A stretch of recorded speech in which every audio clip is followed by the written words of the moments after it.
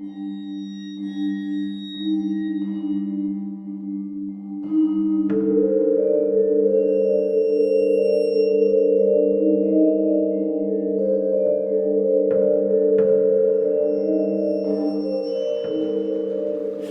hello, and welcome to Dente Rigamortis. I'm Review Cultist. I'm Mikey, the E stands for evil. And I'm the gamer in yellow. And we're here to discuss those internet stories most creepy and most pasta, and be critically silly doing it. Tonight we have, for Beast May, Beast Persons in May, the Elkman. So, the Elkman is by Adobo 2000 on Creepypasta.wikia. You can check it out there.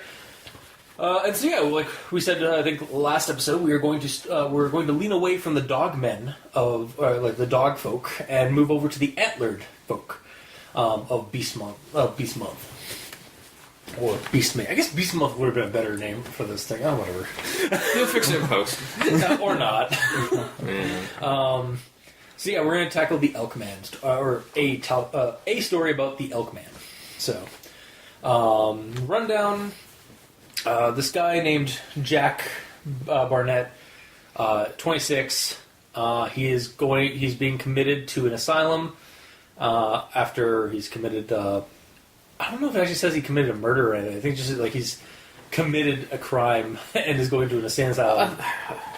I mean, I read it so long ago. I know, but totally not like half an hour ago, if that. Yeah, it says he's charged with murder and found guilty. Okay, cool. So that's the first paragraph, basically. And then we kind of go into the story, the narrative, actually even says the narrative, of how we got to that point. He was a professional hunter who was contracted by this David Hack. Shank. Or, sorry, David... yeah. That's his cousin. Yeah, David Hack and Shank. Shank. Yeah, David Shank, who's a farmer who's been losing cattle and animals and stuff like that at his farm, and he suspects it's a wolf of some kind, and they go, so Jack goes up there and helps him out with it. They go out to the barn that night, investigate the area. I think they find some deer tracks or something like that in the barn. Well, I don't think they went to the barn. Or he They were tells like in the middle of the night. They were like out in the field or something because David fell asleep on the ground and stuff. Okay, no, that happens. Yeah, so they go to the barn with their guns, with their rifles and stuff like that, and their 9mm pistols. Mm-hmm. And it's later in the night when David falls asleep on the ground, and Jack is just waiting there pensively, like he can see or hear something. Like he starts seeing a figure coming in of the brush, and then I guess he fires his shotgun at it, or somebody from behind him shoots the shotgun, because we never actually know who exactly fired that shot.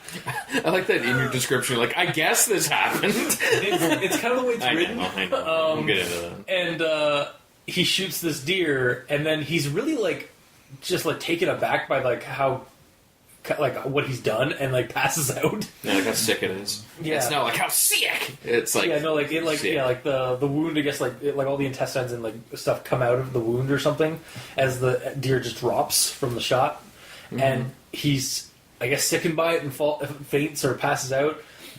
Does not wake up with a popsicle stick in his mouth. No, sadly. But him and David come to a little bit later, and they go out, check out the cornfield, and they see antlers protruding out there, and then they start walking closer and closer. I thought it was coming towards them.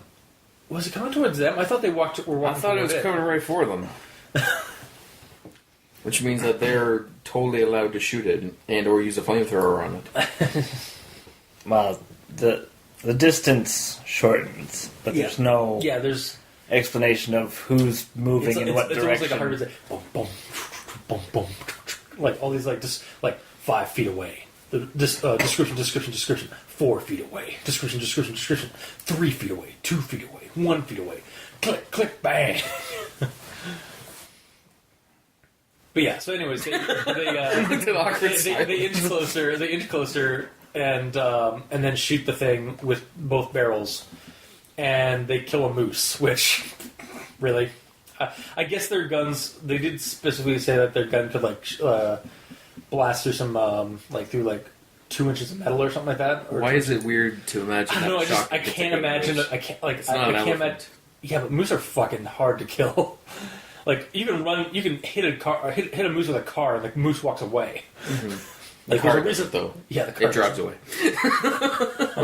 Yes, but yeah, so they take out a moose out in the cornfield, and it's like, well, job's done. That was clearly our perpetrator of all my dead cattle. So let's go inside and celebrate. So they go inside. Jack needs to take a whiz, so he goes to the bathroom. And as he's taking a pee, he looks out the window, and it's raining now. And the light from the censored,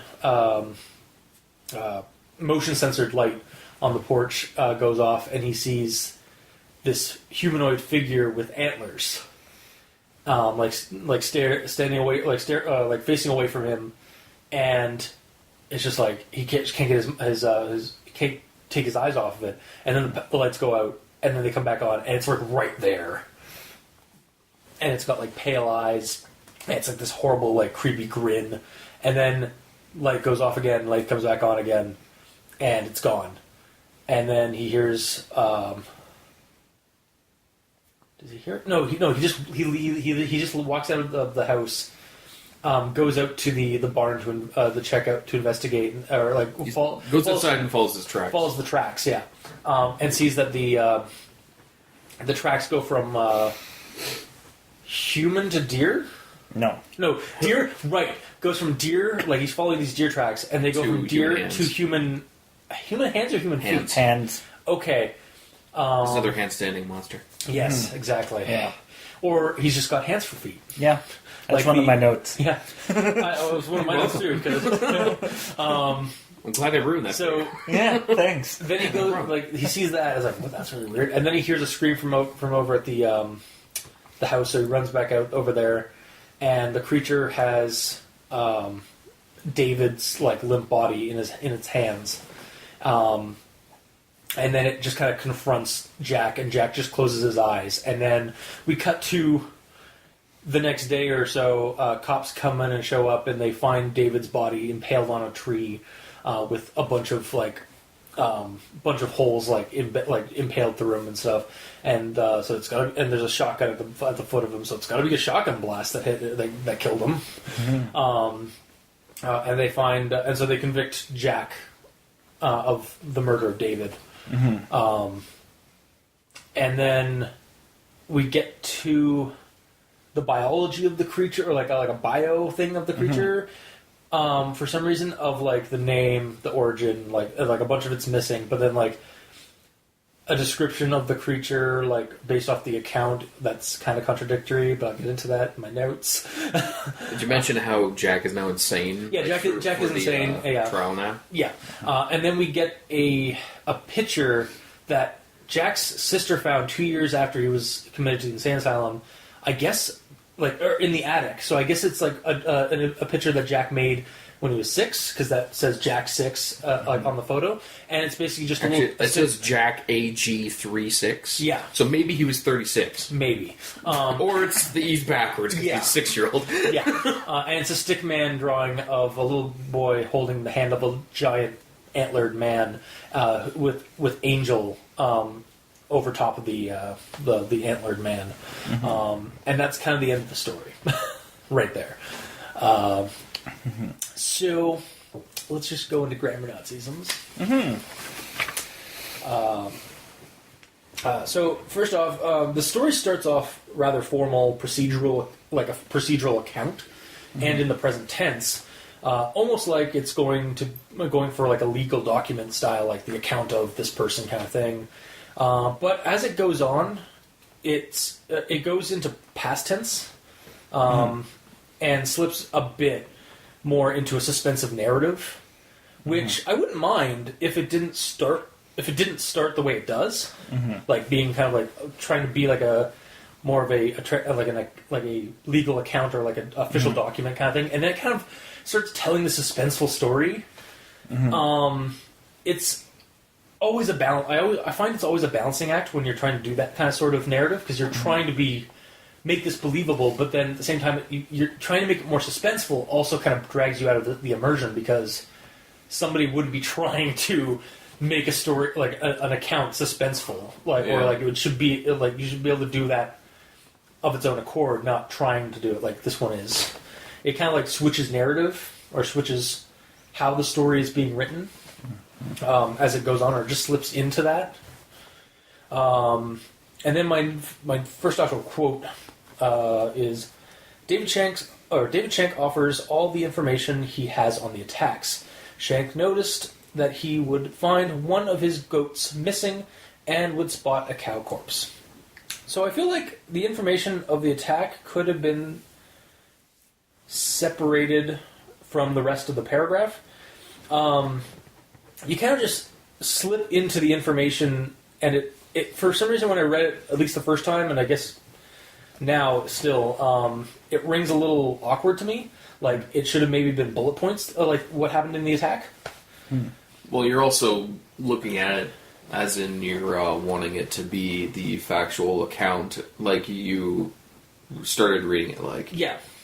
Because that's how it kind of started. It's not. Yeah, it slipped into a different narrative at that point. Also, a timestamp date of the events would have been nice. Like when these when these events, like when the deaths of the goats, like when he found the goats and stuff like that missing, and the cow corpse and stuff like that. Like he just noticed them at an indeterminate time that he was missing goats, and that he had a couple of cow corpses. Yes. Again, it's because it's not a factual. It's not like you're reading. It started off like that. Like it. My expectation was that because of the way it was written initially. And then my next one is, and so they waited near the barnyard. It was 10 o'clock in the evening. David and Jack waited for a good 2 hours. Shank fell asleep on the cold, moist ground. A rustling sound came from the woods. There's a lot. Those were basically like. So they waited near the barnyard. Period. It was 10 o'clock in the evening. Period. David and Jack waited for a good 2 hours. Period. Shank fell asleep on the cold, moist ground. Period. And a rustling sound came from the woods. Period. It's a lot of short, to the point, and even broken up sentences that I initially was alright with because of the document style. But it does become awkward at times. Yeah. And, I mean, some of them were good at punctuating a point in a scene. Like, emphasizing something. But when an entire paragraph is made out of, 4-word sentences. Yeah. And it's not just that one section either. Oh, no. It's spread throughout the entire thing. Yeah.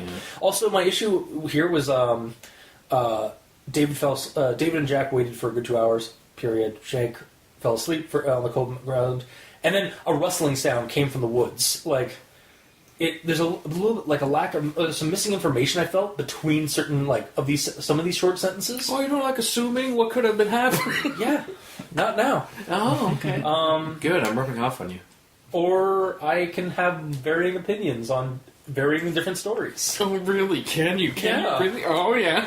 No, it's not. For the audience at home, we're being idiots. I mean, they could probably have told that. Yeah, that's true. Yeah, as soon as they started reading, or as soon as they started listening. But anyway, just sometimes it made it really kind of clunky the way it was short, and then also there's just gaps between what's happening in one sentence and then what's happening next. Yes. And it's almost like it's trying to tread between document and narrative, and so it's the document thing. I think it's just because it's trying to be jot notey. Well, I was just going to mention that. Is it an Elkman? Maybe. Okay. You got this, right? The mic probably didn't pick that up, but he said that he is feared for his life. Yes. He said that if he dies, I get his Xbox. Yeah. That's on recording. Yeah? Are you okay? Yeah. Oh, okay, cool. How's it going? It's getting good. Cool. All right, so... Yeah, what I was going to say is... the information gaps between the story. Yes. Because some of the it flows normally at some points, and then all of a sudden it's really short sentences. It's almost like on those points, it was written down in jot notes for okay, I want this paragraph to say these things, but it wasn't put together in a sentence form. It's just kind of let's just delete all of these delete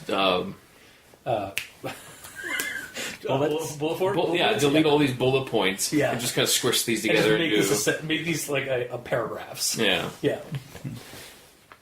This kind of has that awkward clunkiness of a first draft of ideas, and then you have to go in and in the next draft to fill in gaps and stuff for details. And it's randomly through it. That's what I don't understand. It's not the whole thing. It's he has again. I don't know what the author was thinking. Obviously, because I'm not clairvoyant, but since when? To me, I don't know. To me, it feels like it's because I've done this process before where I'll jot down a story I came up with either from a dream or not. Mm-hmm. And I'll have whole sometimes whole lines are coherent sentence story or a plot, but then some of them are like this where it's just bullet point form kind of things. Mm-hmm. But and then you go in later and elaborate more on it and develop the story. But this so it's parts like that. And that's my notes honestly for grammar Nazisms. Huh. So Mikey. Alright, so I have 2 grammar Nazisms here. Okay. A half-dead, bloody deer with a red, gut-strewn paste hanging out of its place fell to the ground. I have that in my actual thoughts, I think. Because we don't know what its place is? Yes. I was like, wait, place? What? Well, you see, it's left to assume that place means the gunshot wound. Because where else would there be intestines coming out of? Can you reread that story? That line. A half-dead, bloody deer with a red, gut-strewn paste hanging out of its place fell to the ground. Okay. Yeah, okay. It does make sense now. But I remember the first time I read it, I was like, what's its place? I mean, where it fell on the ground? Or, I could not comprehend that sentence. I'm not going to say that's written right. Yeah. Because describing the wound as a place is very strange. Yeah. But I at least know what they meant. Yeah, I for some reason, I read it, and I was like, what? That was literally my note, is what? Yeah. That was my thing. I reread that, I don't know how many times. I was like, yeah, this is just poorly written. Yeah, I think that was he the only... oh, no, that's a little bit later. But, that was just what the fuck? Alright. Alright, and then my other grammar Nazism is that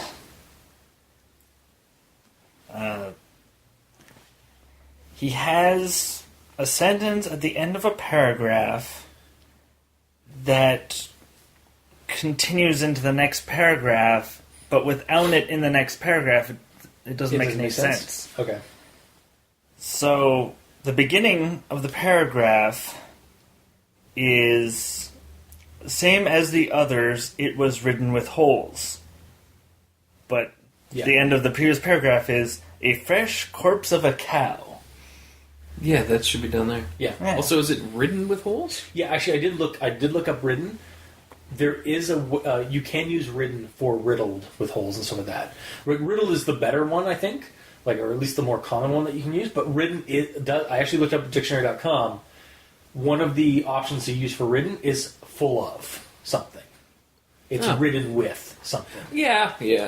Yeah, it's a very uncommon way use of that word, but it is a use of that word. Most of the time, it's written as in they wrote something. Or if something is ridden with disease. Exactly. But when you're talking about bullet holes, I always think of riddled. Yeah. But I guess it works either way. Yeah. So those are my 2 grammar Nazis that haven't already been touched on. So. Cool. All right. let's see what I found in the hour ago that I read this. I'm so prepared. So right from the get-go, actually, the first line, it kind of bugged me right from Jump Street. Okay. I think it's the same reason that you thought it was going to be... A document. Because it's like, Jack Barnett, age 26, is charged with blah, blah, blah, blah, blah. Yeah. But, like... And I appreciate that they're naming the character and giving me an age. Yeah. But they're doing it in a way like, here's the information back. There you go. Yeah. Like, again, it's really sudden. Well, it's again, like, I felt like it was going to be like an official document. Like, Yes. And then, like David Shank, 55 or whatever. Yeah. Yeah, I thought that was going to go into the rest of the story, but it just Yeah. it kept slipping into this like story, like more like informal narrative storytelling, like flourish kind of thing. Mm-hmm. Yeah, it would have been nice if it stayed one way or the other. Yeah. Faux show. And at least the ones I caught when I was reading through, there are 3 sentences that start with "and." At least 3. I probably missed some. Oh, I actually have a story based on ands and buts. Do we want to do that now since it's Yeah. grammar? It's my well. Yeah. Honestly, those are probably going grammar nonsense, just because Yeah. apparently are a grammar issue. Yeah. Alright. So we're going to refer to this as a "and The but" and- story? the and but story. Well, Or yeah. "but and" story? Well, it's because there's 2 sentences begin with but, and the rest begin with and. So So- "but" comes first, so it's a "but and" story. Well, but and is the first instance of using whatever, so and technically came first. Do you want to call it a "but and" or an "and but"? What do you think, cultist? But it's a, and. It's a "but and"? Okay. The but and. Are you going to do it? And now. Yeah, might as well. And then... Okay. And now, a dramatic reading of a "but and" story. And so they waited near the barnyard, and as a figure appeared out of the forest, a loud bang echoed across the woods. But what he found was far from relaxing, and much to their surprise, they spotted 2 humongous antlers protruding out of the stalks, and for a moment they felt safe. But what Jack discovered was that this was not a creature he had seen before, and now it was standing over Jack. Wow. Isn't that how this... That's how poets. Yeah. Yeah. No, that was like the ending, especially like captured like the creepiness. It was like, and now standing over Jack. Mm-hmm. It's like, what is it? What is it? Yeah. I also didn't actually take note. I didn't put it in my notes because I was prepared to fight you on it. You brought it up. But did you? How did you find the fact that he used like it's like it is going to come for me, like you referring to the creature as an it. Like I thought it worked because we see that's a human-like body and stuff like that, but we don't find any of its genitalia or anything like that. So, and again, like in horror movies and like stuff, when you refer to a monster, it's usually like somebody like they will refer to the monster as an it. But I also have an it story. are you serious? Yes. I will fight you on this. Okay. And now, for another dramatic reading of an "it" story. I gotta calm down a bit. That's so good. You're aiming this up. It better be good. Well, the previous one was so good. This one, not as This is good. going to be put in the nitpick note. Okay, thank you. Alright, the top shelf. Its proprietor, David Shank, has hired Jack to find and kill what he thinks is attacking his livestock. It was around 5 o'clock when Jack began investigating. It was too late to investigate further. It was 10 o'clock in the evening. It was around 3 o'clock in the morning, and this living nightmare had just begun. Then it disappeared due to the absence of lightning. Then Jack saw its body, Its skin was a pale shade of gray. Its figure was unnerving. Its feet were hidden in the ground, if it had feet. It was not just staring, it looked into him. Whether it was out of fear or awe, he stared. Its smile was most unnerving. It smiled in a way that looked wrong, as if its jaws were too small to hold its terrifying grin. Same as the others, it was ridden with holes. It was 4 a.m. In its hand was a familiar object. It contorted its back and hunched. It bent its arms in strange ways, causing Shank to be flung around freely. It smiled, the smile that only it could make. It was a piece of skin wrapped in clothing. Dun, dun, dun. Okay, so So Jack is insane now, and he's just seeing the all this in his ending head. ties to it because like actually ties the it story together because it's like it is a piece of cloth. Yeah. But again, like a lot of those its had context to them. So it All the doesn't- monster it's want did. even the time period. Like, The it time was- when I it just was- imagine, it was like, I just imagine Jack sitting here. It's like it's 5 o'clock p.m. It's 8 o'clock p.m.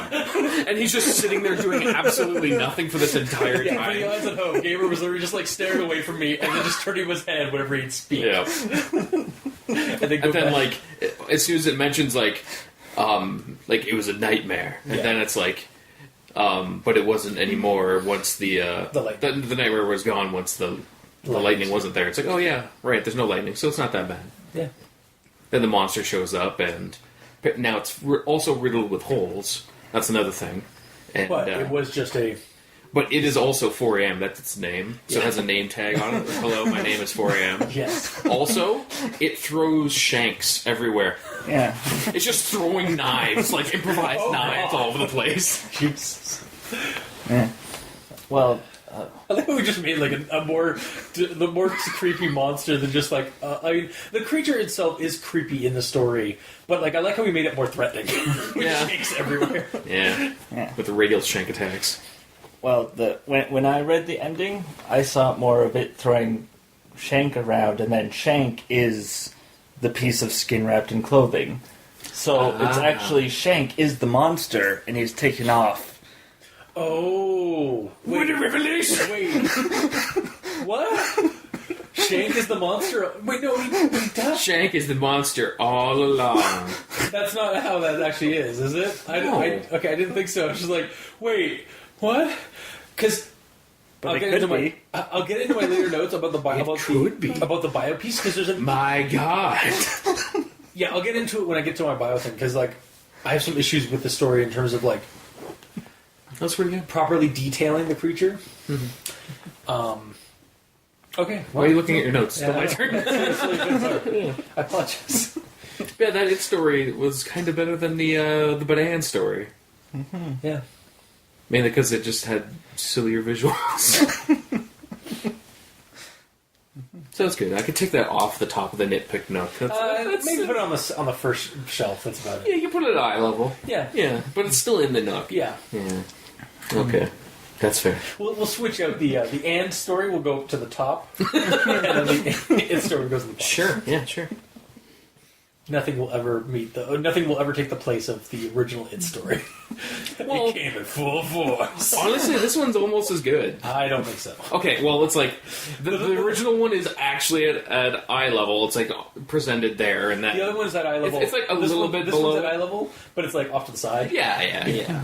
It's on the same level though. Yeah. But it's still the nook. Yes, of course.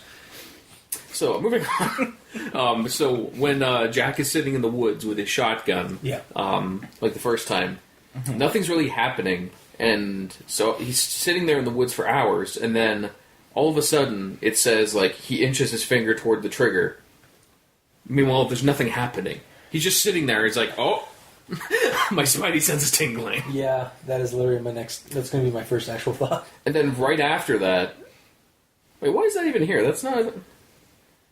That shouldn't be under Nazis. Okay. Sorry. It's okay. I stole a little bit of thunder, but yeah, it's just kind of weird. Yeah. Because immediately after that, it says why. Should I get into that part right now? Like, since we're at that Yeah, point? might as well. Okay. I only got one more after. So, like, the quote is, like, the proper quote is, he trembled, he was sweating like a pig, his forefinger inched toward the trigger of his shotgun, and as a figure appeared out of the forest, a loud bang echoed across the woods. A ringing sound in Jack's ear prevented him from concentrating. His head spun and his eyes wandered, searching for something to make him relax. But what he found was far from relaxing. A half-dead, bloody deer with red, gut-strewn paste hanging out of its place fell to the ground. So, and before this... You're going to read the whole story? No. And before this, we did find out that Jack was a professional hunter. He doesn't act like a professional hunter at all in the story. No. Also, was he the one who shot who fired the gun? It sounded like someone, like maybe David, but except we confirmed that he is asleep. Like shortly after, behind him fired the shot, and that's why he had the ringing in his ears and stuff like that, and that's why he's looking around. Yeah. It does. That's one of my notes too. It's just it doesn't say whether he pulled the trigger or where that loud blast. He was inching toward it, then a bang happened. Yeah, and then it's ringing in his ears. Well, I mean, I know a shotgun is pretty loud, so maybe that's why it's like ringing in his ear. Because he's clearly not a professional hunter, he might not have any ear protection. Yeah. Even though he says he's a professional. Yeah, even though he is supposed to be a professional he's a poser. hunter. Yeah, basically he's a poser hunter. Totally. Yeah, that was my big issue with that. Was just like great job there, David, for hiring on the local professional. Yep. And he shortly after, he was looking for something to relax himself, and then he saw the half-dead deer falling to the ground, and he passed out. I was like, "You're a hunter, dude! Like, this cannot be your first rodeo or first rodeo." Yeah. Like, I mean, it could be. Yeah, maybe. You never know. Yeah. I have something else to say with that, but it's related to something else that I have to mention first. Okay. But yeah, any more grammar Nazism? Yeah. The last one is actually near the end, when the elk is confronting Jack. It says that the elk towered over him, and then, either the next sentence or the sentence after that, it says the elk stood over him. So it's kind of saying the same thing twice, even though he's still doing it. In fact, it's like, I'm sitting here on the couch reviewing a creepypasta. I'm also chilling on this leather seating thing, speaking into a mic. Yeah. About spooky stories online. Yeah. Yeah, no, it's it's unnecessarily doubling down. Yep. And that's it, so on to notes. Cool. So I just mentioned my thing earlier with that. Basically, the deer twisted and jerked. Barnett passed out beside David, who surprisingly remained asleep even after the gunshot. What? Why? I see David hired the best and brightest he could find. That's your problem with that? Yeah, that was my problem with that. That he's an idiot? Not the fact that the guy that was laying on the ground sleeping didn't wake up to a gunshot? That was apparently caused... that directly beside him? Yeah. Apparently, he had earplugs in. Okay, they don't actually hide all sound around you. Unless he specifically took other headphones, huge ones, and plugged in his iPhone into them. Yeah. And just put on music to go to sleep to. Well, there might be noise-canceling headphones. You don't go hunting not being able to hear. Yeah, that's kind But he wanted to sleep. No. I'm fighting. I'm putting my foot on the ground, my hoof on the ground. Fuck. You mean your hand on the ground? Yes. Does it say hand? Because I thought for sure it said feet, and that was more terrifying to me. It's like, oh god, it's got he's got deer legs with a human foot at the end of it instead of a hoof. That's creepy as shit. He's transforming. Yeah, I know, but when I first pictured it, I'll get into it in a second because I have that in my notes. All right. And then my next thing is, so when David comes to, he placed his hand on David Shank's shoulder. Wow. That's like a woodchuck's tongue twister there. He placed his hand on David Shank's shoulder, shaking him lightly. The pair went over to the cornfield. Okay, first off, he woke him up by gently... Yeah, lightly shaking his shoulder. But a shotgun blast does not wake him up. Yeah, and secondly, my instinct when I read this is like, I really half expected David to just be dead at this point. Like while Jack was passed out, David had been killed. And that's why he was like, oh, he's just sleeping. No, and turn him over. He's been impaled multiple times. He's been shanked. But yeah, no, apparently that didn't happen yet, anyway. And then the sound of that shout never reached Shank's ears, though. The noise of heavy rain filled the corridors and rooms of the house. What? This is the first time we're hearing about rain in the story. And it's raining indoors. I don't think so. They never mention rain in the rest of the story, in the story prior to this. Did they not? It's just...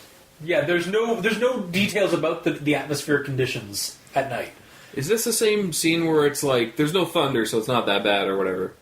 Yeah, no. The nightmare's over because there's no thunder? Yeah, that's the same area. Oh, okay. Yeah. Then, yeah. They're out in the cornfield, and they don't describe the rain or anything like that. They're out in the near the barnyard. It did say cold, wet ground. Yes, but... The ground is wet. That doesn't mean it's raining. Yeah, exactly, yeah. I honestly just assumed that it's just, it's nighttime. Of course it's going to be cold and damp. Dewy. Or, yeah, exactly. Cold and moist. And then, here's my problem. Here's something that comes up far too often in not just creepypastas, but like newer Lovecraftian stories. Mm-hmm. What he saw next was indescribable. A pair of antlers entered Jack's peripheral vision. So, it's describable. Look, I love Lovecraftian. I love the old Lovecraftian started tropes of like it's indescribable or antediluvian and give us like his use of like flourishy words and stuff like that back in the day. But they're overused, especially nowadays, and it's a bit of a cop out, especially now in the modern period. But it's an oxymoron now too. You're saying it's undescribable. Exactly. More so for this story, you just described the thing at least partially. Quite accurate, detailedly. Based off that first sentence, it's indescribable. A pair of antlers showed up. I was like, so you partially described what was there, and then we go in later, right now, a head with antlers, a human head with antlers. Then Jack saw its body. The figure harbored a human-like features, yet at the same time it looked intriguing. And then my comment to that was, intriguing is a word I might not use for that. You wouldn't be intrigued? What are you? This guy went from terrifying and nervous out in the cornfield to awestruck by this Elkman's physique. Well, no, I took it as more along the lines of yes, he's in fear right now, but he's in the back of his mind. He's also like, "What are you?" Yeah. I just pooped myself, but what are you? But intrigued, alone, intrigued is not the word I would use. Maybe add something he was, what would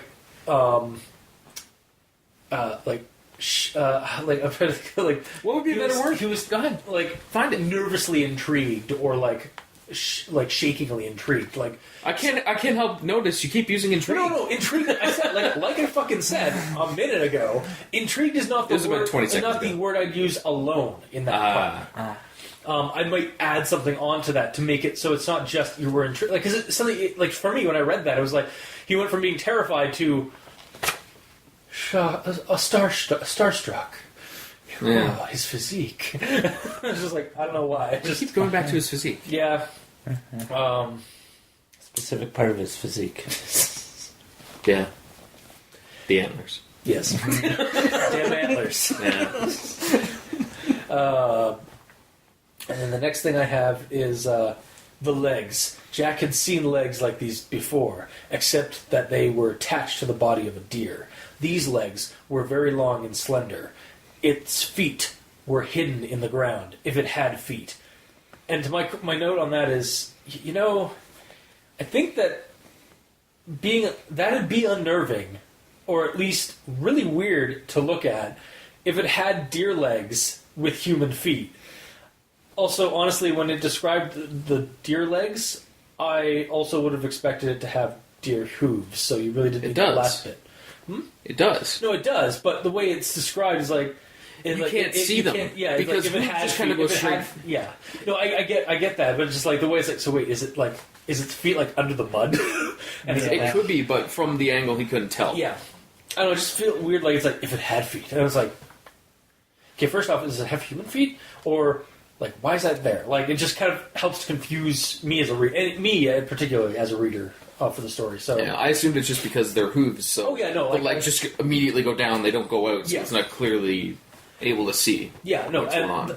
I picked that up afterward, but like my first instinct for some reason was just like, oh, it's not its human feet, but the rest of its legs are deer. It's creepy. So because he has deer legs, are they like furred like a deer? So he's got like a satyr kind of situation going on, or is he all gray?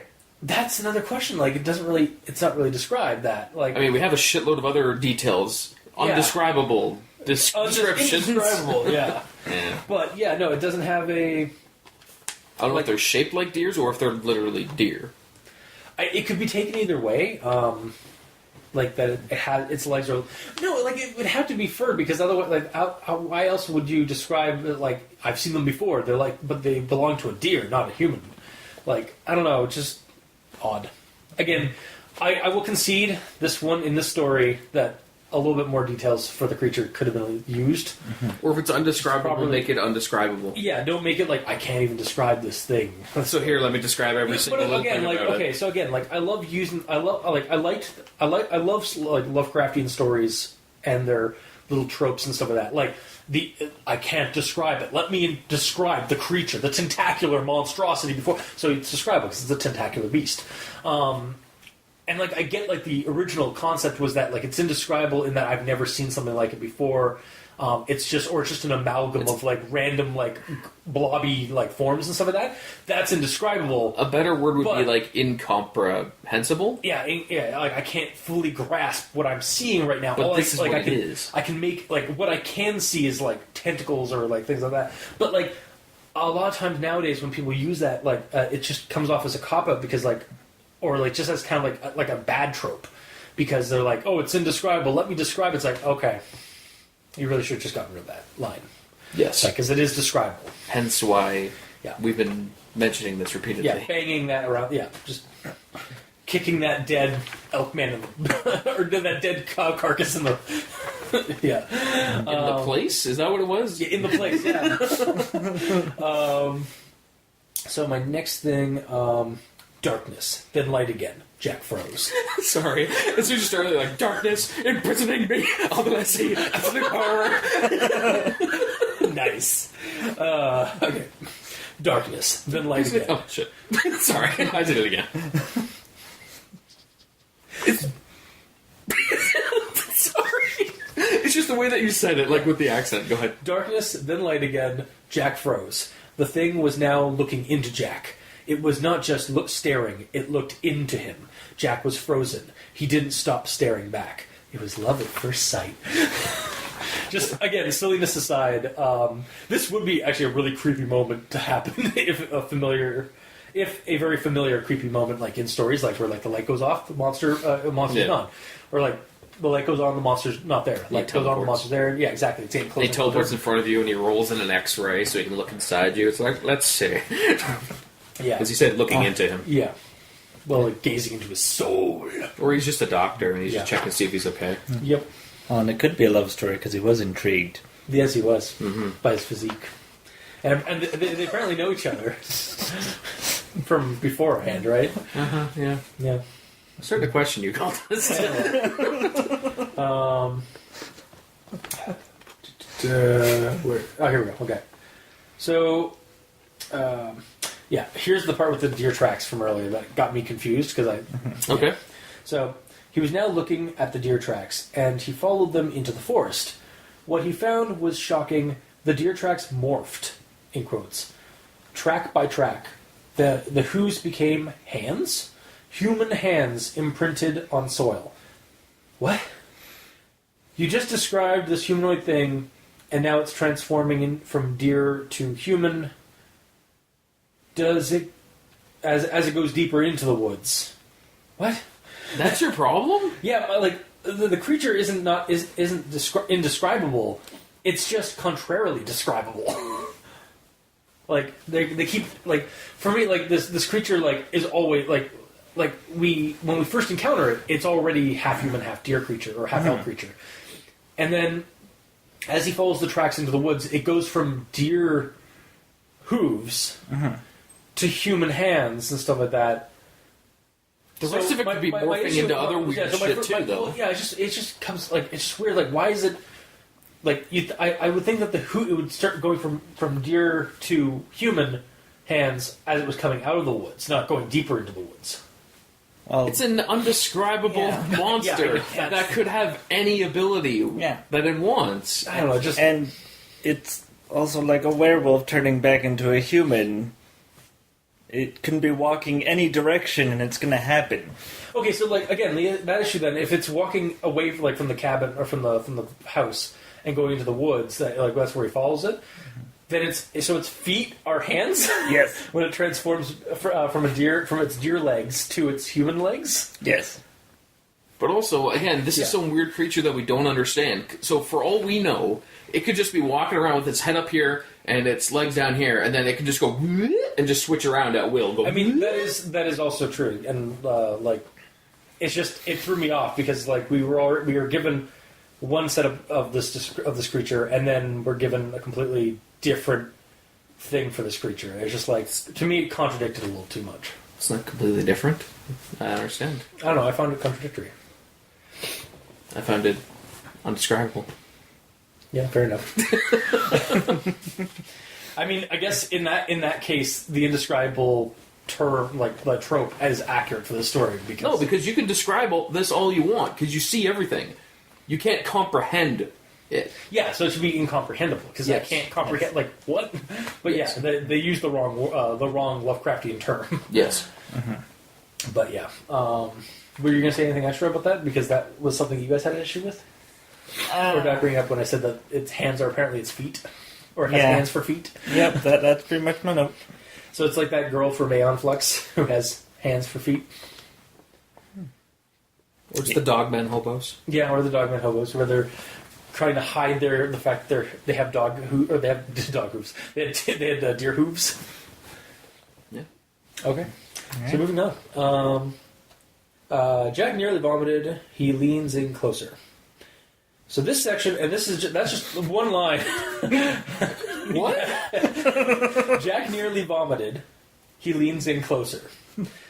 This section of the story, like the paragraphs around this line, are riddled with sentences like this, where the tense is an issue. Like it changes between past and present tense.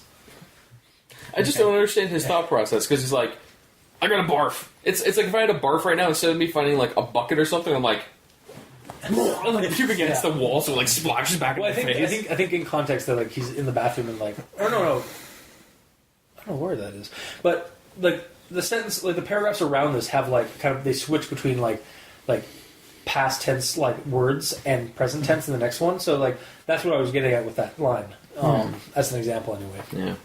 Yeah. I guess that should have gone to grammar Nazisms. It's okay. I had a grammar Nazism that should have been a note, so now we're even. Cool. DC police find Shank's body impaled on a tree, full of holes. A shotgun was placed near his tree. Sound evidence of a murder. Was there buckshot in the holes? Like, not to step on your toes there, cops, but did you check to make sure that those were actually bullet holes or antler holes, kind of thing? Because that's what I kind of got the impression of, is that the injuries that this creature was inflicting on the animals and some of that was its antlers impaling things. But I guess he just and I could see it like trying, but like, yeah. Also, antler wounds would look completely different from buckshot wounds. Exactly, yeah. But it just says like it's riddled, like his impaled on a tree full of holes. So, and there's a shotgun at the bottom, so it's like, oh, that's sound evidence. Clearly, it was a shotgun. Yeah. What year does this take place in? 1992. There's no excuse then. Yeah. And then the next one is right after it. The body is ridden with holes, but it did not turn out to be a body. It was a piece of skin wrapped in clothing. What? And again, this goes back to the part where you guys said where he yeah. was actually he might have actually been the monster itself, which I'm also kind of confused about because the Elkman is holding his body like a rag doll. Like maybe just his skin. Oh, maybe. But what? So he literally, the Elkman in costume, or maybe not even in costume at the time, he's just chilling inside the house on the phone. Like it's a giant monster holding a phone up to his head, speaking in human, calling this guy in to help him with a problem. Meanwhile, he's literally just ordering takeout. Yeah. So my initial thought on this was, stop contradicting yourself, story. Especially here. You were good. You were in the clear. Did you add the last part just to be confusing? But then, now that I'm thinking about it, no, it's just to state a point of that the story needs to make that a little bit more, if it's going to be, either it's the Elkman apparently ripped off a chunk of his skin and impaled it on a thing or something like that, and brought him deeper into the woods, or David was the Elkman all along, and you need to add a little bit more details about that in the story, as clues, or make that more clear, because I did not see it that way until you guys brought it up. Mm-hmm.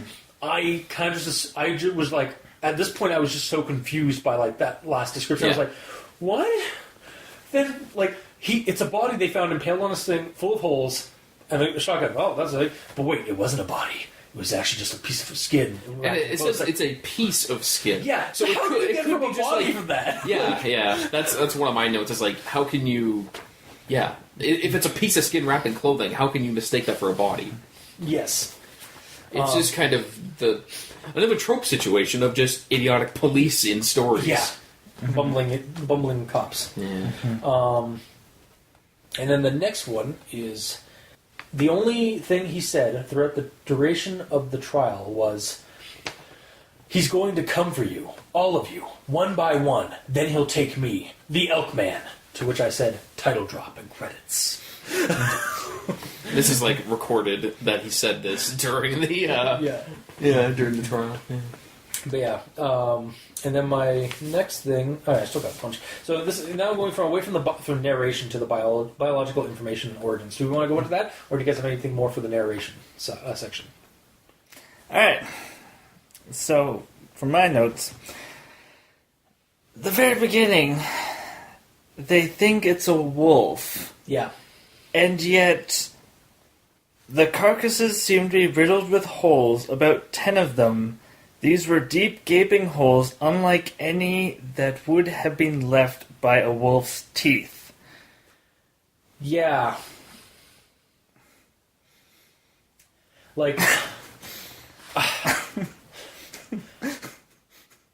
10 holes. How do you think, how do you get that from, they most certainly can't be wolf teeth. Then why are you thinking it's a wolf? Yeah. Yeah, so they're it's a wolf, but it's not a wolf. And it's just man, this guy really isn't a hunter if he just can't tell what left those marks. Really, no. Was it Jack that said? I think actually that might have been David. Or was it... Yeah, it was David. Which he's a farmer, though. So, Or an indescribable horror. Mm-hmm. No, oh yeah, sorry. a revelation that he's actually the elk. Yeah. Mm-hmm. He's a were-elk, because he doesn't know he's... I got the impression, if that's the case, that he doesn't know he's an elk. Why not? Because why else would he bring somebody out there to... Takeout. I literally said that before. But he can kill him and eat him. But he doesn't eat him or kill him, and he has ample opportunity to do so at the end of the story. He's literally towering over him or standing over him, and he just smiles at him, and then the guy just closes his eyes, and then the next thing we know is he's being charged for the murder of David Shank. Okay, maybe not takeout. Then maybe previously, because they've known each other because of the art. They want to hang out. No. At one point, Jack dared the Elkman to ruin his life. Oh my god. David motherfucking Shank. There you go. Damn. You're welcome. But, yeah. Yeah. As you shake your head disapprovingly. Just disapproving at the wolf thing. Yeah. Yeah. Alright. So, then I have a section where they're out in the field and they've seen, I believe, the elk horns at this point. Or the horn. The moose, not the elk. Well, it doesn't say it's a moose. Yeah, they said they dropped. Yeah, it's a moose that they killed. After they shoot it. After they shoot it, nothing. They continue on. In the cornfield? Yeah, in the cornfield, it's a moose. Yeah. They shoot something. They shoot something. It's a moose. It says in the story. No, it doesn't. Yes, it does. Nope. I'm pretty sure. Yeah, pretty sure it does. Ah, better him than us, said Shank, who managed to smile at the dead moose's carcass. Ah! Yep. The dead moose's carcass. No, there's only one, so... Yeah. Also, that's not... is it... It's Mises. Is... Yeah.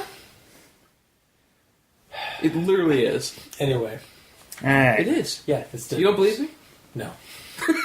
That's probably why. Alright. It's because I'm fucking with you. Yes. Anyway. So. Yeah. Anyway. We win. Anyway, before the dead moose. Mies. Oh, sorry, there's one. There's one. Yes. He's building tension Yeah. and whatnot with the 5 feet away, 4 feet away, 2 feet away, all that, and it's like that's actually really close, and you have shotguns. Like a moose He likes to live dangerously. Yeah, like I get worried when I see a moose like 20 feet away walking across the road. This is also in a cornfield where he can't directly see him. Yeah. All he sees is antlers. So maybe he's like, okay, I'll just wait till he's like within murder range of me to murder him back. Yeah. To make Also, sure. again, moose are really like they're really hard to fucking kill. When people go hunting, they are super cautious and stuff like that because moose are almost as terrifying as a grizzly. Almost as terrified? Almost as terrifying as a grizzly. Yes. Like, there's a reason also why people don't generally drive in Newfoundland at night because of fog and moose. Moose attacks, yeah. Yeah. Well, not moose attacks, but like moose on the road, they will total a car. Yeah. And then walk away most of the time. Yeah. Away from the explosion. Yeah. While putting on sunglasses. They've been known to do that. I Yeah. saw that on National Geographic at one point. Yeah. It's an odd phenomenon. Yeah. They couldn't really explain it. It was undescribable. And just kicking that dead moose in the In the place. in the place. Yeah. Alright, so those are the, Your thoughts? yeah, well, that's already been covered. So, Yeah. Well, then. yeah. It's just the being so far away Yeah. when it's really, really, really close. Yeah. Yeah. Like 5 feet is not a good place to be when you're. We also don't know how quickly the moose is aware of them. Yeah. Yeah. Because it does say, like, there's sounds of hoofs. Yeah. Like So it's he is walking around, but it sounds like they're moving towards it That's as well. what I got. That was the impression I got. So it's like yeah. he's like randomly walking around in place and like yeah.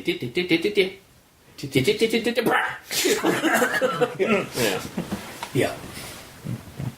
Or is it on to gamer? Yep. Okay. All right. Well, my first note is I noticed this a couple of times that I stopped taking note of it happening. I should have continued, but I found it odd that David Shank is specifically referred to as David Shank pretty much the entire time. Yeah. Like, there might have been one instance where they just call him David, and there's one instance where it's just referred to as Shank, but it's weird that his full name is said so much. Especially since Jack is like mentioned multiple times as Jack or Barnett, or one or the other, Yeah. compared to David Shank. Yeah, like he's using his like proper name. Yeah. He's His full name. He's his employer, Yeah. I guess. But then again, like, Jack isn't telling the story. A Yeah, narrator it's is. just it's basically it's being transcribed. I have a note later, like actually goes into that biological information horde and stuff Okay, fair. regarding that. But yeah. Okay, so with the whole riddled with hole situation, Yeah. you guys immediately saw that as meese attacks, right? Yeah. Well, as antler attacks. Yeah. Yes. Because of just the way I think, when I saw riddled with holes, I assumed projectiles, right? Yeah. So, So you're one of those cops who's like, oh, he's got tons of holes, and there's a shotgun down there. no. Like, this is before the cops show up and everything. So, when he's talking about, like, there's... bullet hole, like 10 holes in the cow carcass and stuff? Yeah, so, like, the first thing I thought of... And this is after he says, oh, it's probably a wolf. But look at those weird... holes. Weird holes in the carcass. That's weird. So, the first thing I thought is, like... So, it's a wolf. That's been established already. At least that's what they think. But now it's a wolf with a freaking laser attached to its head. Which is 10 shot burst, you say. Laser accurate. Yeah. What? You were going to say something like it? Or Oh, yeah. Dogman. they're tentacle holes. Like Slender Man. So Elkman is like Slender Man, and he's got tentacles that go pew and jab you. Or It would have been described. it's like a wolf-like displacer beast. Only if he used them. But He never uses them in the story. Yeah, he doesn't use them on screen. Yeah. Or it's I'm going to take both your ideas. It's a wolf-like displacer beast, because displacer beasts have those creepy tentacles on their backs, and it's like Fist of the North Star. It's like Well, they do like an E-Honda. Yeah, like basically. rapid fire palm strike. yeah, but Nice. with like tentacles. Yes. Yes. So really, there's a monster on the loose still, Yeah. and the Elkman's just happened to be walking by. Yep. And Oh, just this is bystander. it's my buddy. Yeah. Well, It's a buddy horror. oh my god, we got a buddy horror. Yeah, that's true. It does say at one point he's looking into him. Yeah. So he could be specifically using his magic to be like, oh, hey buddy, I haven't seen you in a while. Are you okay? Let me check. Bzzz. Yeah, you're looking okay. Yeah, your physiologist like, oh, you got nothing, no issues or anything. Cool. He's Dr. Elkman. Yeah, he works for the SMTF. Oh my god. Thank you. No. Thank you, Cultist. Oh, you're welcome. Yes. Let the silly must flow. Remember when the show used to be a spooky show? No. Not since you guys came on. You're welcome. Fuck. Yep. It's like, remember we used to have like serious conversations about these these creepypasta stories? We're also having serious I know conversations. we are. Just mixed in along with the silliness. Floundering amongst a sea of silly. Yeah, exactly. Makes them stand out. I know, it's fair. Alright, so my next note is just the way that the exposition during the start is kind of going straight in from silly to Yeah, no, I appreciate to that. normalness. The way that the exposition is said early on is kind of weird because it starts with a little bit of exposition, and then it says that they go to the barn, Yeah. and then there's more exposition. But like, it's think almost laid out in a situation where it's like, I arrived at the barn and we sat down at the table. He gave me a tea and we started talking about everything, and he briefed me on the situation. I actually, I didn't bring it up, but there's like two quotes or something that I took out of my notes because it was just kind of like borderline, like super stupid silly when I first read it. It was like he was talking about like the hooves that came into the or that were coming through. Like he noticed a bunch of hooves around the barn and some of that. And then the next one was It story where it's like, and it was like, it came through the hallway down to the kitchen to get to have some tea. And I was like, the deer? No, the footprints specifically. Yeah, exactly. They all just kind of moved around on the ground. Yeah, and I was just like, oh no, it was they. That's what it was. It started off with. So it was like they, and at that point, like it just came off of that, like them talking about the deer prints in the farm. That would mean all the deer prints suddenly just appeared. slide. No, they don't appear. They slide through the mud, like healing the ground behind That's them. horrifying. Like I think I'd lose some sand from seeing footprints moving that way Yeah. and like changing the environment like that. Jesus. They messed up. But like that's some like what's that new Hideo Kojima game that's coming out that's like about the invisible has a bunch of invisible handprints and stuff like that in mud and like shit. that. And it's just like they just move like and they shift weirdly too, and like there's invisible creatures, like half incorporeal things too, like. But yeah, it's like that kind of thing where like there's just handprints everywhere. Yeah. Like Jesus, that's terrifying. But anyway, back to the story and your comment. Yes. I've said it. So on to my next comment. Cool. All right. The next one is in regards to him starting his investigation at 5. So he gets there at 5 p.m. Yes. At first it says 5 o'clock, so I'm like, okay, maybe he's starting early. He's wanting to get a lot of investigation time at now. 5 p.m. 5 p.m. Mm-hmm. Good. It's 5 p.m. and it's nearly dark, so you won't be able to see anything. Yeah. That's great. I'm happy we're establishing that. Yeah. Yeah. And then not long later, it was too late to investigate further. Yeah, because he got there at 5. Now, maybe he had like another job, but like it's not really mentioned, and it's just assumed. Should have arrived another day. Yeah, basically. Because, like, in his mindset, he is there to find a wolf. Yeah. So why would you start close to nighttime? Right. Like at least when you're when you're trying to like get when you need like precious light to see the tracks and like the evidence. Yeah, of it track it before. back to its den and all that such stuff. So, and speaking of, what was the actual plan? So it seems like they get there at 5. Yeah. And then they just get shotguns, go out in the bush, and just wait until they see something and shoot it.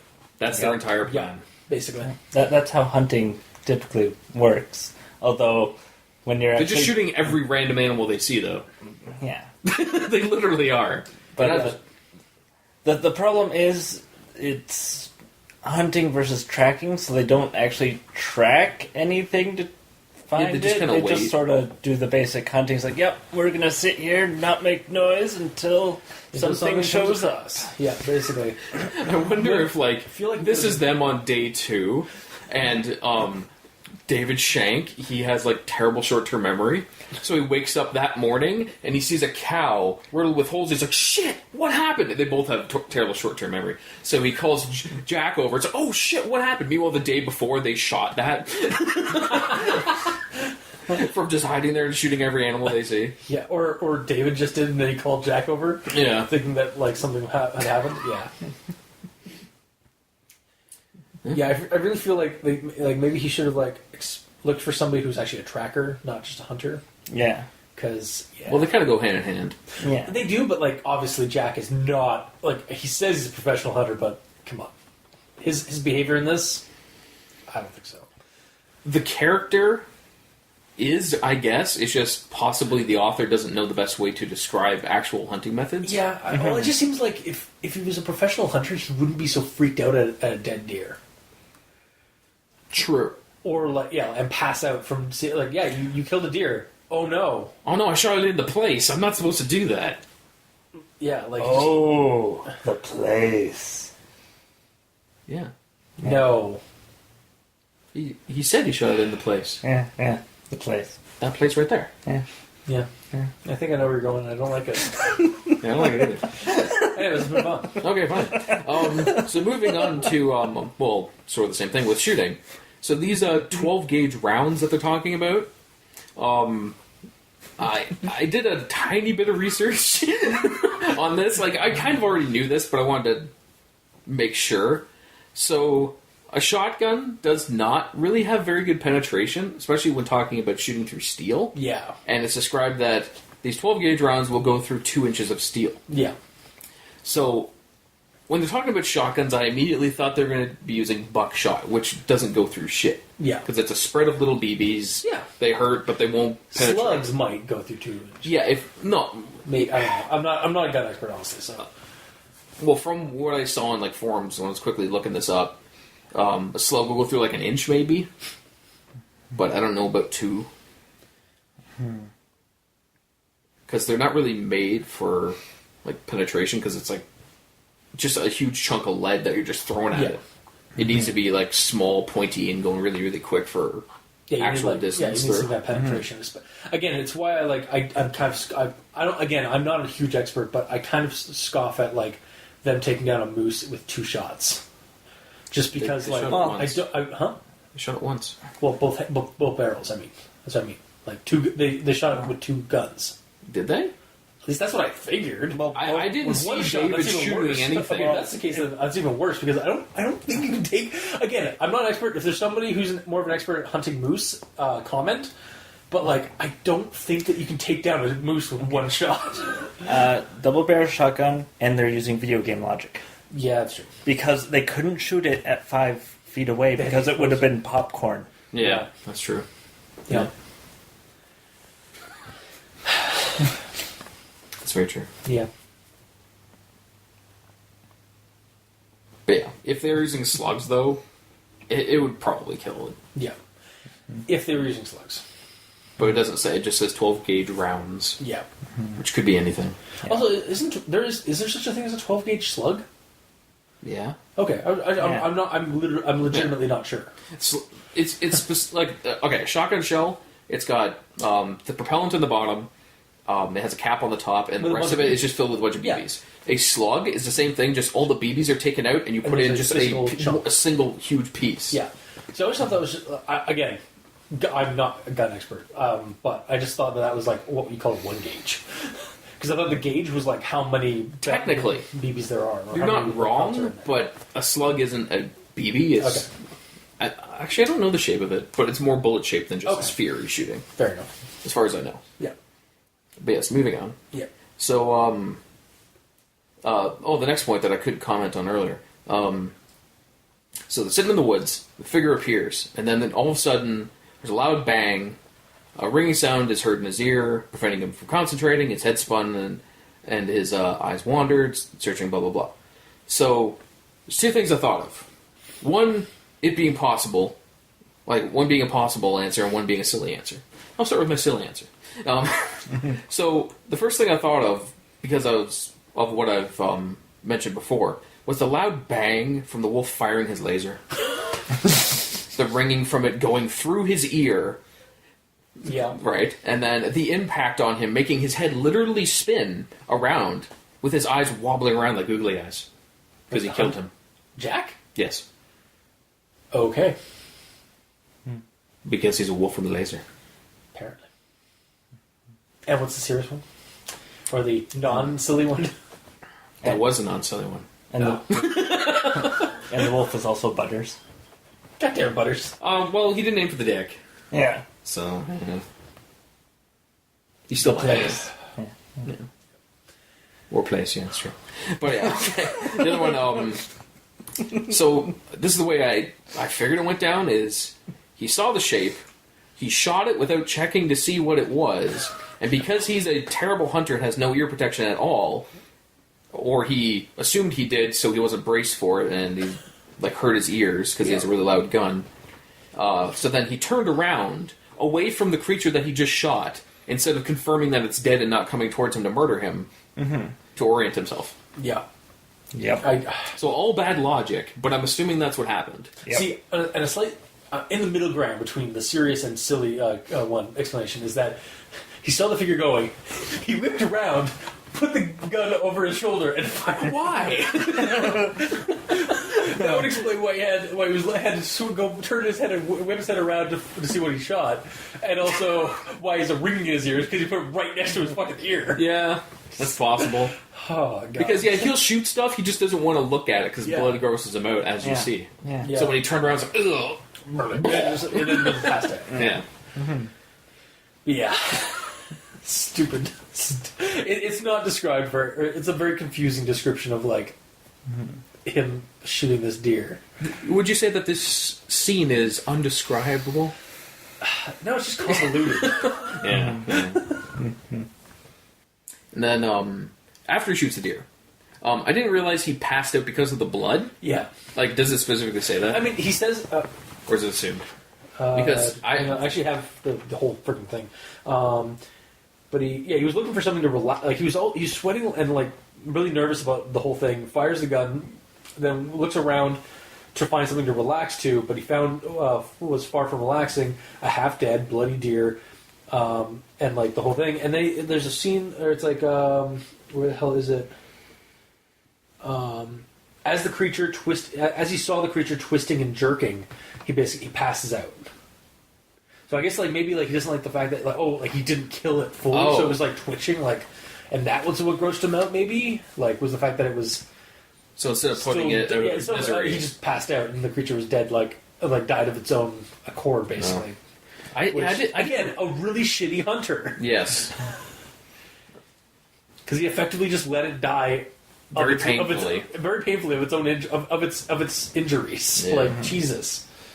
Because I didn't assume he passed out, like, because of that, the way I read it is, like, he shot it, it's like, yeah, I got him.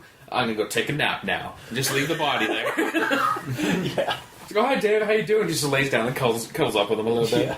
They spoon her. For warmth, right? This is survival. Yeah. Clearly. And then my last note is, back at the house. Yeah. When he sees the Elkman, then he disappears, and then his immediate thing to think about is, I'm going to go out there and follow his tracks. Yeah. And that's not a problem. And not I understand. tell Dave about it. Yes, that's my problem. Where he's like, I'm not going to go for any help.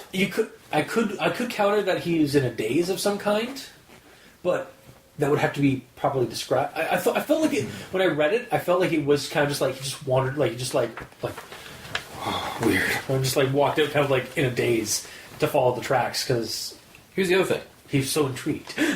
Yes. Also, in hindsight, he knows this creature already.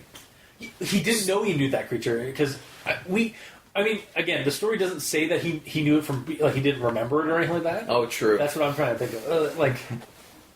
But if he does remember it, it might explain why he didn't get David, because he doesn't want David to shoot him, Yeah. because there's a buddy horror we're talking about. Yeah, exactly. So he has to protect his buddy. Yeah. Yeah, if that had been the case, then, yeah, this is basically a Monster Another Childish Thing story of when the monster comes back when the kid is grown up. Yes. And the kid ends up, like, because adults apparently can't comprehend their monster friends, he goes insane and gets committed to an insane asylum. Yep. All right, so on to the... biological information and origins. So, this is the quote. Based on Jack Barnett's description, the Elkman has eyes that would shift from normal black pupils into completely white or pitch black. Really? Wish that had been backed up in the narrative, because all you see is him with pale white eyes. In that one instance, yes. But maybe that's proof right there that he already knows him, because at other times he had black Then eyes. it should have been added. You don't like assumptions all of a sudden? It's not that it's assumptions, it's fucking contradictory to what's already present. That's my biggest issue with the biological, spoilers for my notes on the biological thing. It's kind of really contradictory, I found, of the description between that and what was in the narrative. The next one. The limbs of the creature were described as bony and deer-like. Actually, the narrative states the arms were spider-like and the legs were deer-like. I mean, they could be spider-like because of how long they are. Yeah. No, that's But how, that's it how they doesn't describe it in the specifically- narrative. That's how they describe it. But and yeah, like that's It what I mean. also- Like, sorry, let you go. Yeah. It also doesn't specifically say that he has human hands. It just says that he has... Human-like features. Yeah. Like, when it's describing his face and sort of his shape, but for all we know, He does have he like could have actual hooves. Oh. Or actual Well, no, spider he's- limbs with Well, points. he's grabbing onto the And that's the shankiness. yeah, he's grabbing onto the onto Shank's. Oh yeah, he impaled them. That's okay. Wow, that's creepy. Like he impaled Shank, and that's how why like some of the holes are from. It's from. Wait, wasn't he holding Yeah, them? that's what I mean. He was holding them. With his impaler? Yeah. Oh, so yeah, I guess he does have spikes for arms. Yep. Which would explain why they're spider-like. Yeah. So yes, that description's wrong then. Yeah. In this part. And then we'll move on to Partially wrong. the reported sightings and photos. So the first thing is it's basically there's this image, stick figures of little Jack and the angel antlered man, and then underneath is a little blurb, an illustration of the angel found by Jack's sister 2 years after his imprisonment. So Jack has been visited by the creature before. That actually ties up the reason why it didn't kill him there at the farm. I had that kind of floating in my head as a plot issue when that arose near the end, the story. But at least as far as speculation goes, this is a good way to fix that. Mm-hmm. Was that he knew him and possibly had plans for him in some degree, or as Jack rambled on in court, it was simply saving him for last. Jack was probably a funny guy in his youth. And the Elkman secretly Arnold. You're a funny man, Jack, so I'll kill you last. Okay, nice. Sorry, I had to get that commando. No, that's totally fine. I appreciate that. Yeah. And then the other thing is, as for the image used, could have gone with a more traditional medium than a photoshopped stickman drawing. This was clear. Would you use Photoshop? It's more MS Painted. Well, I'm going to get to that. This is clearly not a kid's drawing from 1972, based on how old he would have been when he drew this, since he was 6 when he drew this image, and he was committed in 92. Well, under reported sightings and photos, it says December 24th, 1992, and then it shows that image. Is that when he was 6? I think that's when he... Does this take place in the future? No, I think that's when he was... that's when his sister found that in the attic in 94. So, sorry, he would have been... it would have been 74... I guess 74 at the time or something. It's found 2 years after his imprisonment. Yeah, in the attic. Like... at least I think it said that in the attic. I don't think it says that. Okay. Well, he found that, but I mean, again, it's Jack at age 6, so like... 1972. Yeah, so he wouldn't have drawn that, like, at that point. So, like, I just figure it would have been better if, like, the person who put this on the Creepypasta site had like just taken a piece of paper and some crayon and drawn that, and then taken a picture of that. Like, that would have made more sense to me than an MS Paint or Photoshop drawing like that, because it just makes no. It makes Jack a time traveler. It pulls out the immersion. It pulls me out of the immersion for this even further. Yeah.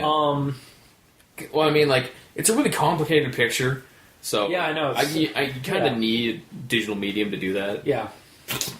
Yeah. And that's my notes, like, overall for the story, like with the biological information and the reported sightings. Do you guys have anything else, or can we go into final thoughts? I think we can go into final thoughts. Okay. So, I like the core of the story, and even what it seems to be trying, like a person's account to the authorities regarding the Elkman, and when not contradicting itself, the Elkman is described well and in a cool, creepy way to me. But it's those recurring contradictory set of lines and accidental fake-outs that the story starts to really fall apart for me. Also, I'm intrigued or at least just left wondering who or what organization may be behind this document, but there's nothing to show of that enigmatic person or group in the narrative. Like, who's like jotting down this information, this personal, like, this biological information, and it felt like it was like part of some kind of like catalog to like a creature or something like that.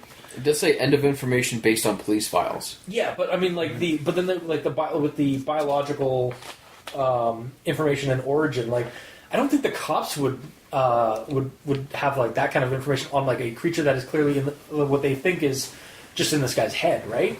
Yeah, and even like the reported sightings and photo that shows like the photo of the guy that he drew as a kid.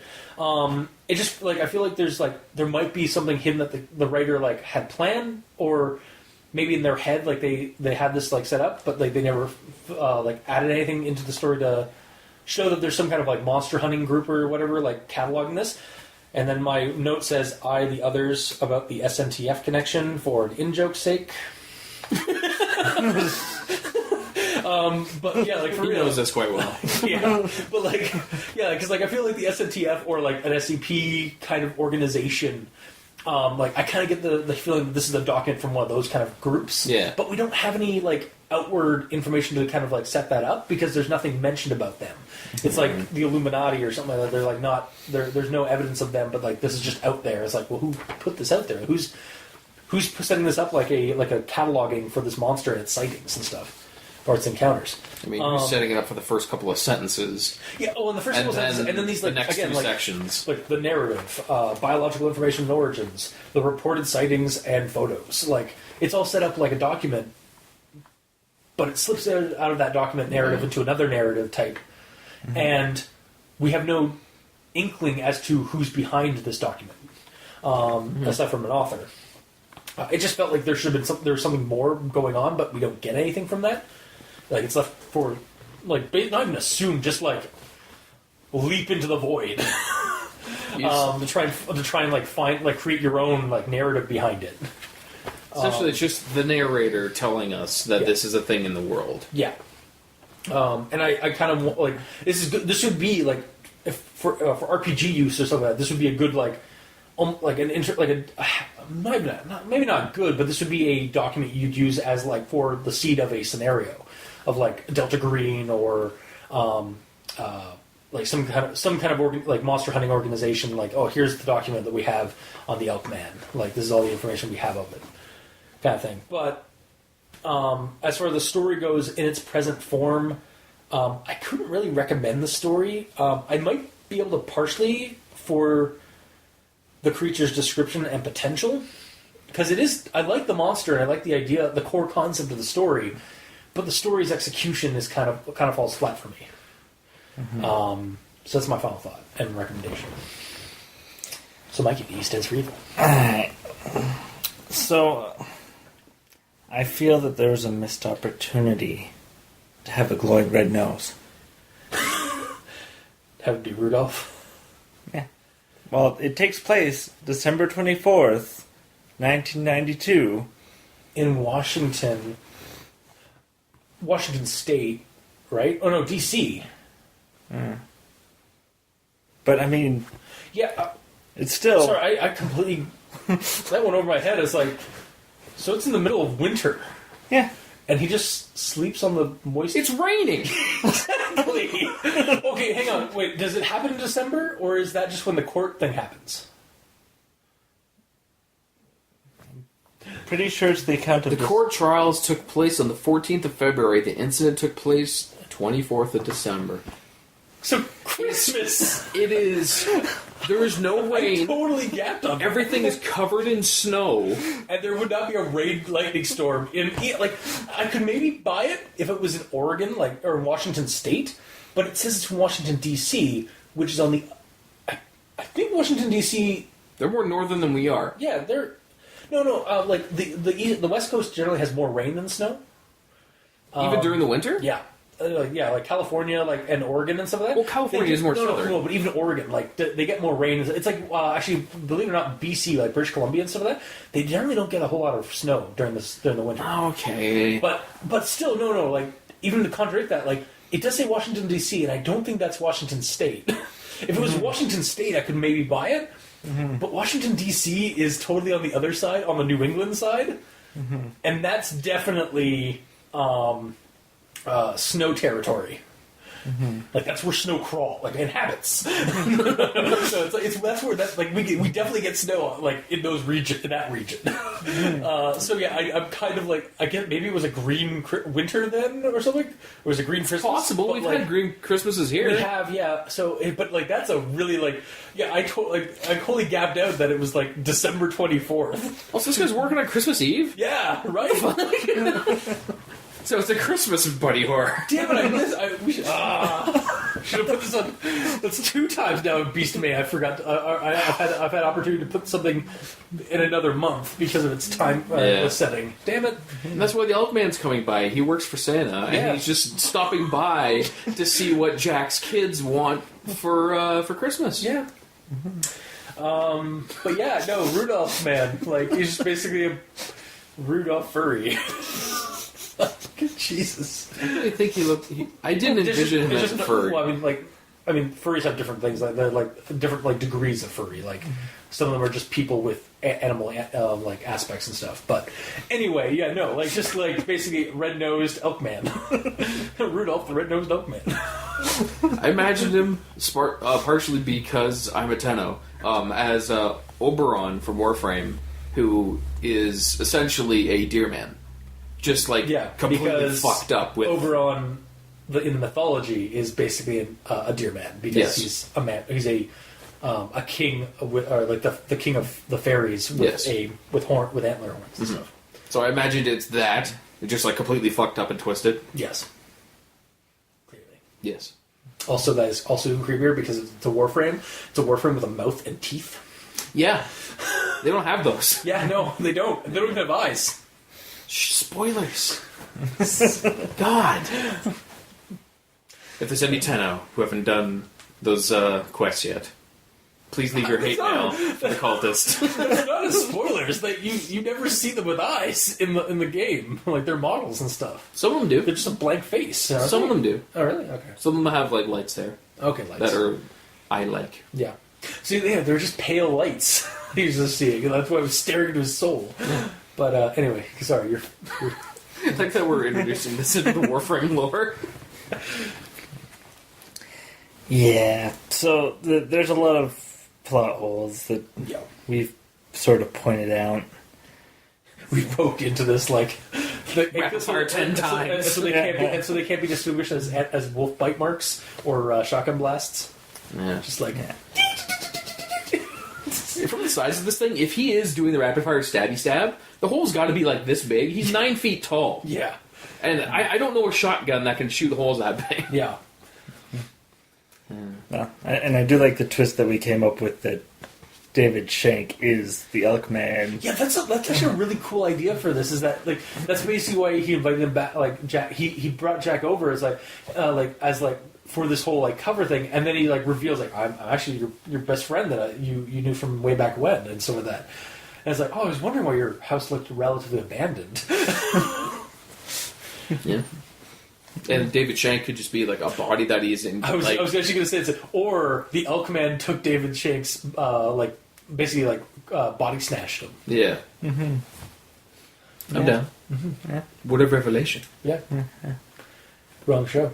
Shit. It's fine. We can have revelations on the main show. Yeah. But yeah, without that revelation, it's just not that great a story. Yeah, it's got potential, but the story as a whole just falls kind of flat because of all the contradictories and the indescribable, indescribable plot holes. I'm so confused about everything now. Because I don't even know if it's all snow on the ground anymore. Right?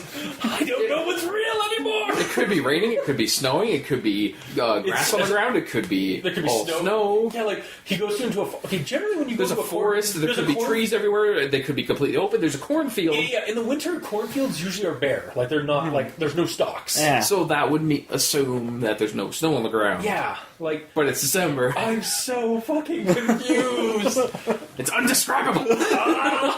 Yeah, the real indescribable thing in this entire story is the climate and weather. Yeah. Because it keeps shifting and changing. And the characters just aren't, like, Processing regarding it. They're not referencing it at all. Yeah. So, yeah, this is normal. But yeah. So, wouldn't recommend? Or... No. There's just too many holes in this corpse. Yeah. It's like 10 of them. Yep. Yeah. Alright. For me, I'll kind of go middle of the road because I really like the creature. Yeah.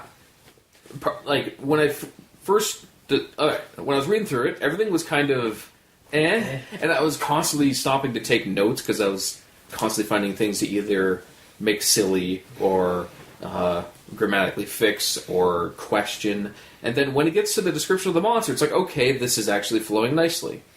I feel like a lot of times in creepypastas, like, some of the stories might start, like, the seed of the story could be the reveal of the monster, and then they build everything else around that. So, like, the part that's put together the best is that reveal. Yeah. Which I guess it should be put together good, yeah, but so should the rest of it. Yeah, this like I said at the beginning of this, it's a balancing act, right? Like everything, it's always a balancing act, like between the setting of the story and the creature reveal of the story. If you're going with that kind of creepypasta, or like again, like the past tense, present tense, or the document style versus another type of narrative. Like it's always a balancing act, trying to figure like how to properly do it. Yeah, and like this story just kind of screamed to me as like this needs a couple rounds of editing. Like not just one or two, maybe a few, like to get it right, to figure out what they were going for. And again, we don't know what they were going for 100%, but it comes off kind of convoluted. there'd be less descriptors, but it would, in a way, it would be more unsettling if it was written down entirely like a police report. Yeah, where it's like, this is all factual information. This has actually happened. I had this information because reasons. So here you go. Yeah, I just thought I would let this out to the end of the world to know that we're not alone. Like look up on. I mean, it can't be that hard to look up online to see like how police procedural like documents are like written and some of that, like to get that kind of format. Without Googling, I wouldn't know, but yeah. Oh yeah, I mean that's what I mean. Like it can't be that hard though. Like now in our age of the internet. Yeah. And I do feel like that would definitely be a strong suit for this, especially the way everything else is kind of tried to set up for that, and then it just at the end, like through the story, it just kind of slips out of that. Yeah.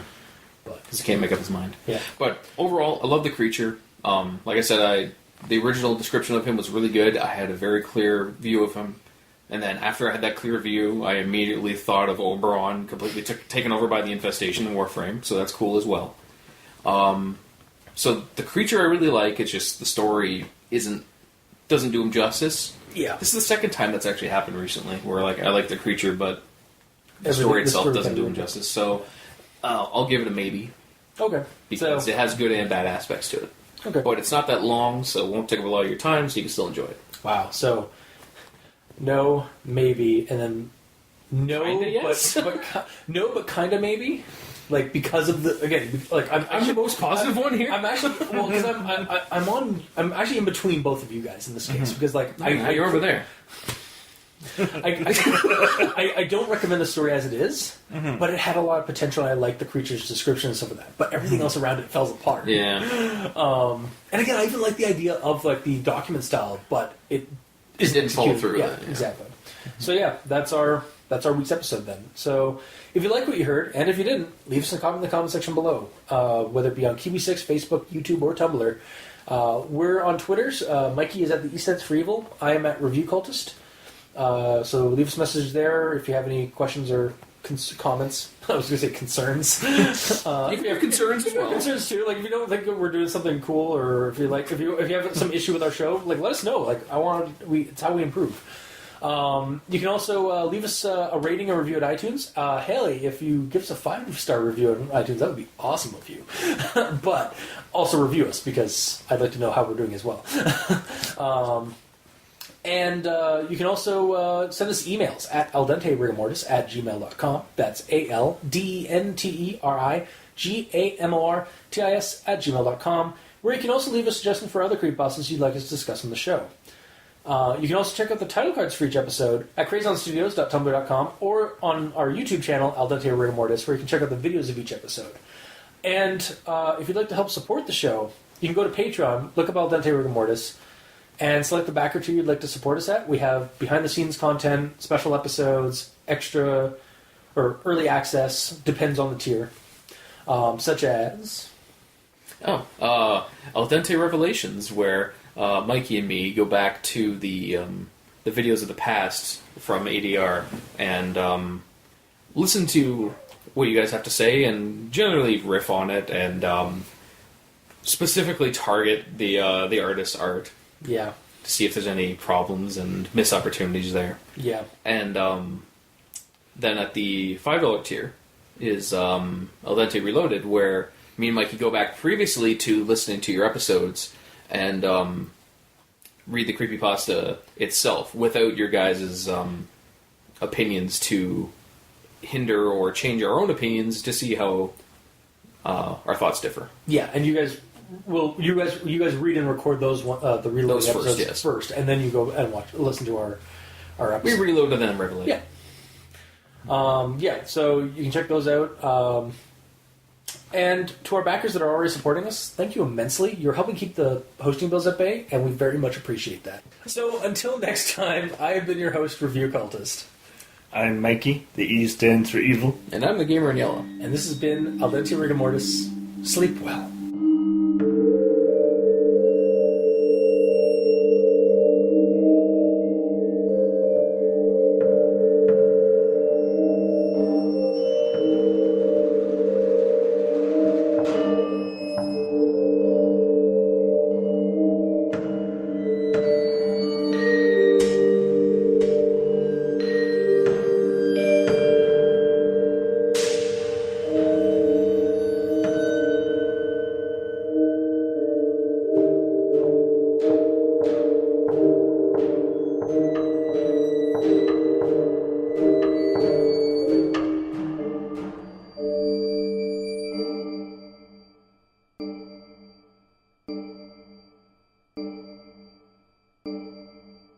you.